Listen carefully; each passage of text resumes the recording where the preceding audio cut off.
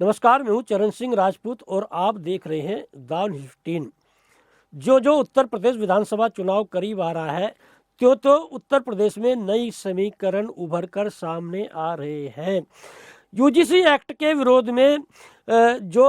अलंकार अग्निहोत्री ने city magistrate से इस्तीफा दिया,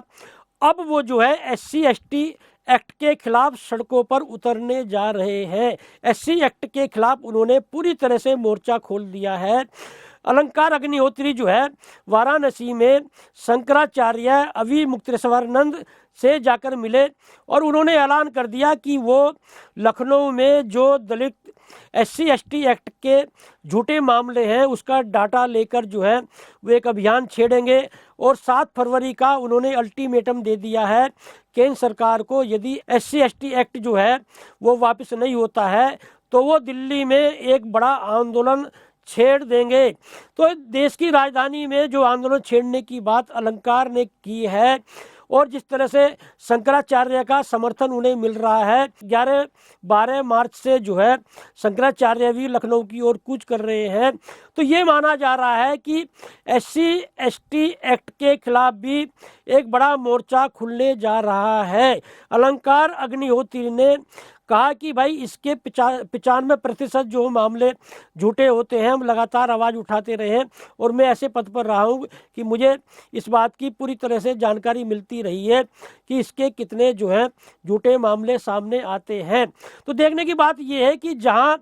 ये यूजीसी एक्ट जो है वो शिक्षण संस्थानों में लागू करने की बात चल रही है, जहाँ नए नए कानून बनाने की बात की जा रही है, जहाँ मायावती जो है यूजीसी एक्ट के एक तरह से विरोध में आ गई है, जहाँ मायावती SC ST एक्ट का जो है वो लगातार पक्ष करती है, उनके एक तरह से उनकी उस एक्ट की पैरवी करती है और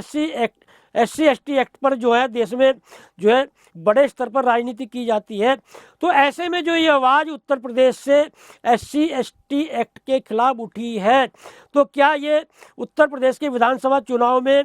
कोई बड़ा गुल खिला सकती है? दरअसल जो सिटी मजिस्ट्रेट जिन्होंने इस्तीफा दिया, अलंकार अग्निहोत्री, उन्होंने कहा कि भाई SC ST एक्ट के जो दुरुपयोग होता है वो देखा जा रहा है। उन्होंने OBC और सवर्ण का जो गठबंधन की बात कर दी है, उन्होंने कहा OBC और सवर्ण मिलकर जो है SC ST एक्ट के खिलाफ जो है वो बड़ा मोर्चा खोलेंगे और उन्होंने कहा भाई ठाकुरों पर, गुजरों पर, यादवों पर, जाटों पर तमाम झूठे मामले जो है SC ST एक्ट के देखे जाते हैं। तो क्या उत्तर प्रदेश में जो है विधानसभा चुनाव को देखते हुए जो नए समीकरण सामने आ रहे हैं, सवर्ण एक और जो है यूजीसी एक्ट का विरोध कर रहे हैं और एक तरह से अलंकार अग्निहोत्री ने जो SC ST एक्ट का जो विरोध शुरू किया है, तो क्या ये जो है जाति धर्म के नाम पर जो राजनीति चल रही है, क्या इसके खिलाफ मोर्चा खुलने जा रहा है? और अलंकार अग्निहोत्री ने यह भी कहा कि भाई देश में ये जो जातिवादी जो राजनीति शुरू हुई है और केंद्र सरकार को उन्होंने ईस्ट इंडिया कंपनी से जो जोड़कर बोल दिया। उन्होंने कहा कि जिस तरह से ईस्ट इंडिया कंपनी जो है वो भारत में लूट खसोट मचाई थी, ऐसे ही जो है केंद्र सरकार जो जितने भी टेंडर देती है, जितने भी ठेके देती है, वो गुजरात की कंपनी को देती है और गुजरात की कंपनी उस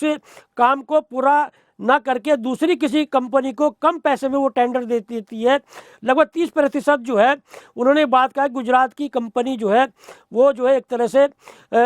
बिना काम करे जो है वो उस पैसे को मार लेती है। तो ये कहा कि भाई ये जो जाति की धर्म के नाम पर बांटकर जो उन्होंने एक तरह से यूजीसी एक्ट को जो है सिविल वार की भी संज्ञा दी कि केंद्र सरकार जो है यूजीसी एक्ट लागू कर जो है सिविल वार की ओर जो देश को धकेलना चाहती थी। उन्होंने कहा रोक भले ही लग गई है इस समय, लेकिन अभी खत्म नहीं हुआ। उन्होंने आभार भी व्यक्त किया है सुप्रीम कोर्ट का कि सुप्रीम कोर्ट ने रोक लगाकर शिक्षण संस्थानों में जो माहौल खराब होने जा रहा था उसे एक तरह से रोक दिया है। लेकिन ये जो आह्वान किया है अलंकार अग्निहोत्री ने SC ST एक्ट के खिलाफ, तो क्या उत्तर प्रदेश में जिस तरह चंद्रशेखर आजाद और मायावती जो है वो SC ST एक्ट को लेकर राजनीति करती है, जिस तरह से जो है अखिलेश यादव पिछड़ों की राजनीति करते हैं, जिस तरह से भारतीय जनता पार्टी सवर्णों की राजनीति करती है और यूजीसी एक्ट को लेकर सवर्ण जो है नाराज देखे जा रहे हैं, तो क्या उत्तर प्रदेश में इस बार जो है चुनाव जो है जाति धर्म के नाम पर होगा? जिस तरह से जो है 2022 में देखा गया कि चुनाव जो है पूरा हिंदू मुस्लिम पर आकर अटक गया था। तो क्या ये चुनाव जो 2027 का ये जातिवाद पर होने जा रहा है, ये ओबीसी एसटी एसटी को लेकर होने जा रहा है? क्या इसमें सवर्ण जो है अहम भूमिका निभाने जा रहे हैं? अब देखना ये होगा कि अलंकार अग्निहोत्री ने ये जो मुहिम छेड़ी है, इसे उन्हें कितना समर्थन मिलता है, ये अभियान कितना आगे बढ़ता है, कितना जो है केंद्र सरकार को प्रभावित करता है।